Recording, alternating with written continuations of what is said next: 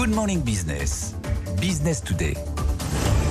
C'est des chaussures trop canon, trop classe. Trop canon, très classe. Elles ont été traitées au phtalate, une substance qui est un perturbateur endocrinien qui peut tous nous rendre stériles. Trop canon, très classe. J'ai pris aussi ce vêtement pour mon bébé, trop canon, trop classe. Franchement, il est canon. Il a été traité au formaldéhyde, une substance potentiellement cancérigène pour les enfants. Dernier article de cette sélection, une petite écharpe trop sympa. Et en plus, ils ont été trop sympas, ils ont laissé le billet d'avion à l'intérieur pour Shanghai parce que tous les produits de Chine sont importés en avion. C'est 20 fois plus polluant que le bateau. On est clairement sur une pépite. Et cette pépite, moi ce que je veux c'est qu'elle reste en Chine. Et pour ça, en tant que député, je propose qu'on impose un malus à tous les produits de la fast fashion pour qu'elle soit définitivement démodée.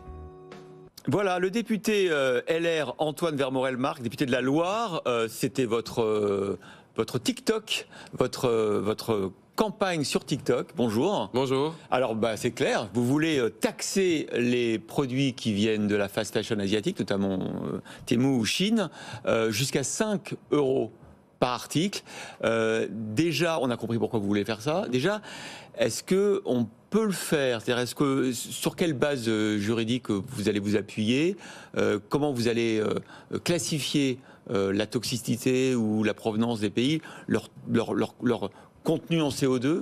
Expliquez-nous le process. Alors, non seulement on peut le faire, mais on doit le faire. On a un règlement européen qui nous permet justement d'agir en matière de régulation du textile dans le cadre de ce qu'on appelle la responsabilité élargie du producteur. Aujourd'hui, quand vous achetez un vêtement, vous avez une éco-contribution. Que votre vêtement soit chinois ou français, qui respecte nos normes ou qui ne les respecte pas, vous payez la même éco-contribution. Et moi, ce que je propose, c'est qu'on module cette éco-contribution en fonction de si votre vêtement est made in China ou made in France. Oui, mais alors comment vous allez faire? Parce qu'on voit par exemple pour le bonus automobile par rapport aux véhicules électriques, on peut moduler en fonction. C'était très compliqué d'établir la liste des véhicules qui étaient en dessous d'un certain seuil de CO2. Comment vous allez faire pour des articles Chine? C'est 7000 nouveaux articles par jour.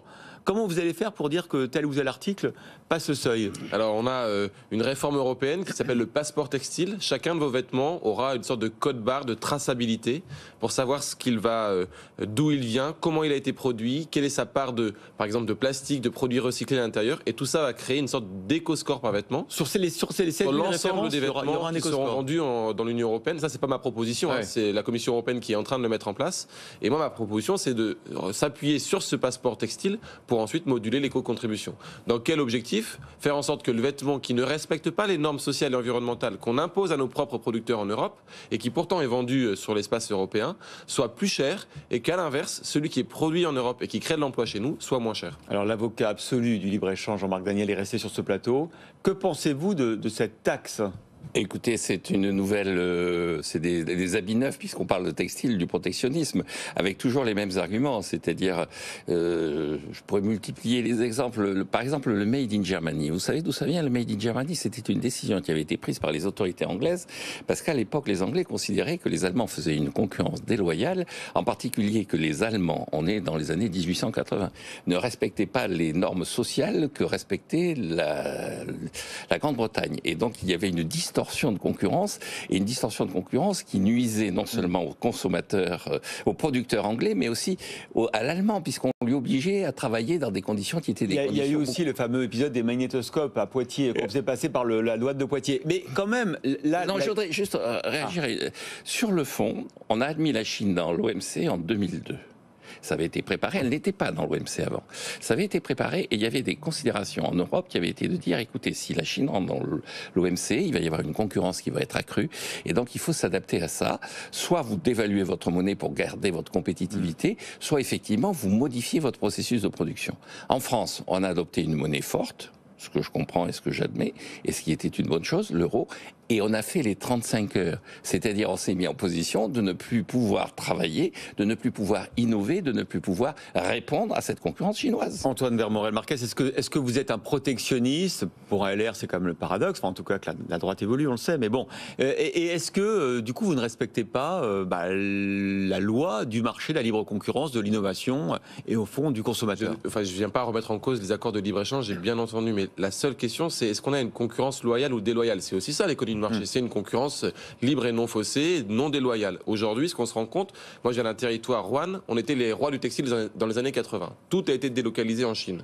Et aujourd'hui, on a des industriels qui reproduisent en France et en Europe, notamment pour des critères environnementaux, qui me disent on est concurrencé par des plateformes en ligne qui créent plus de 7000 nouveaux produits par jour. Comment votre commerce de proximité va pouvoir mettre en place 7000 nouveaux produits par jour? Et surtout, sur ces produits-là, on ne respecte pas les normes sanitaires qu'on nous impose. C'est l'exemple du phtalate, c'est l'exemple d'autres perturbateurs endocriniens qui sont interdits pour nos producteurs. Donc je ne parle pas de remettre en cause des accords de libre-échange, mais juste ce qu'on impose à nos producteurs, juste qu'on le contrôle à nos frontières pour faire en sorte aussi de protéger la santé humaine. Et le directeur de Chine a réagi hier en disant que eux, contrairement aux marques de prêt-à-porter, n'avaient que 10% d'invendus parce qu'ils avaient des séries très courtes, alors que dans la textile traditionnelle, c'est entre 20 et 40% d'invendus. C'est à prendre en compte aussi ça, le fait que les déchets...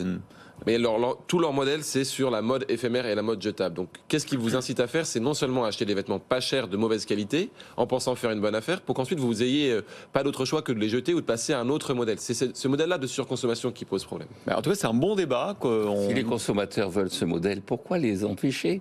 Mais parce qu'il faut à leur liberté. Vous êtes un économiste, donc il faut internaliser les externalités négatives. Quand vous achetez un t-shirt à 3 €, qui arrive en avion, qui ne respecte aucune norme sanitaire, qui ne respecte aucune norme sociale, et qui finit sur les plages en Afrique, il y a un moment donné, ce t-shirt, il a un coût. Et donc, d'où cette idée non pas d'interdire, mais de mettre en place un bonus-malus, simplement pour internaliser cette externalité négative. C'est un bon débat, on va le poursuivre sur l'antenne de BFM Business. On va essayer d'organiser un débat demain. Peut-être que vous serez partie prenante, Jean-Marc. Merci beaucoup.